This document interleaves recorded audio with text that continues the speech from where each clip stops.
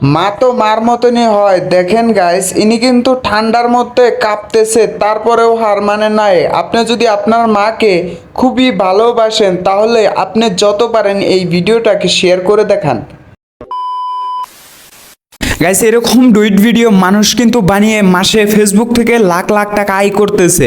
কারণ এরকম ডুইট ভিডিও বানিয়ে আমিও কিন্তু নতুন একটা পেজ মাত্র 3 মাসে সেই পেজ থেকে আমি ভালো টাকা আয় করতেছি এরকম ডুইট ভিডিও বানিয়ে। আর ফেসবুকে এরকম ডুইট ভিডিও কিন্তু প্রচুরভাবে ভাইরাল হয়, এটা অনেকেই জানে। এরকম ডুইট ভিডিও বানালে সেই পেজটা কিন্তু খুবই কম সময়ের মধ্যে গ্রো হয়ে যায়। কারণ হচ্ছে এই ডুইট ভিডিওগুলো মানুষ এত পছন্দ করে। আর আপনারা যদি এরকম ডুইট ভিডিও বানিয়ে ফেসবুক থেকে টাকা আয় করতে চান অথবা একটা পেজকে গ্রো করতে চান, তাহলে এই ভিডিওটা আপনারা দেখতে পারেন। কারণ এই ভিডিওতে আমি বলবো যে ডুইট ভিডিও আপনারা কিভাবে এডিটিং করবেন যাতে কোনো কপিরাইট না আসে। এরকম ডুইট ভিডিও বানিয়ে একদমই দেখিয়ে দিব আজকের ভিডিওতে। তার আগে আমার ভিডিওতে একটা লাইক দিয়ে চ্যানেলটাকে সাবস্ক্রাইব করে নেবেন। আর আপনি যদি একটা পেজ গ্রো করতে চান তাহলে কমেন্ট বক্সে জানিয়ে দেবেন। চলেন আমার মোবাইল স্ক্রিনে, সেখানে আমি আপনাদেরকে দেখাচ্ছি। দেন মোবাইল স্ক্রিনে আসার পরে আমি ক্যাপকাট অ্যাপটি ওপেন করে নিব। দেন ক্যাপকাট ওপেন করার পরে এই যে প্লাস অপশনে ক্লিক করে দেব।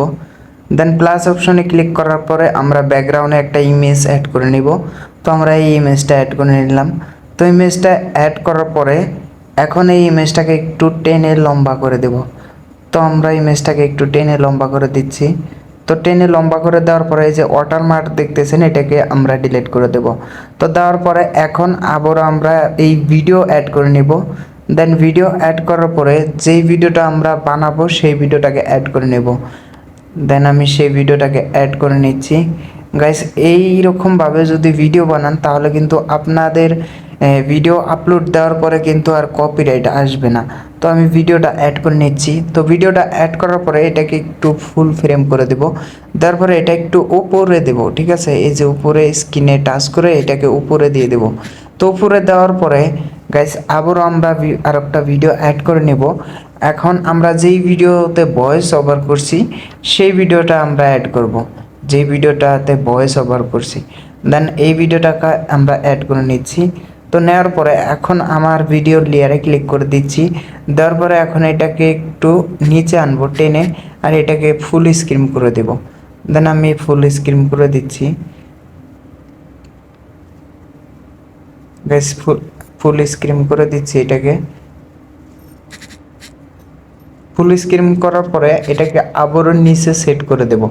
তারপরে এখন যেই ভিডিও আমাদের ভিডিওর যেই লাস্ট ফিনিশিং যেখানে, সেখানে আমরা এই আমার নিচের লেয়ারে ক্লিক করে আমার ভিডিওর লাস্ট পার্টটাকে কেটে দেব। তারপরে এখন এই ইমেজের লাস্ট পার্টটাও আমরা কেটে দেব। তো কেটে দেওয়ার পরে এখন হচ্ছে এই যে যেই ভিডিওটা আমরা ডাউনলোড করেছি সেই ভিডিওর ভয়েসটাকে আমরা অফ করে দেব।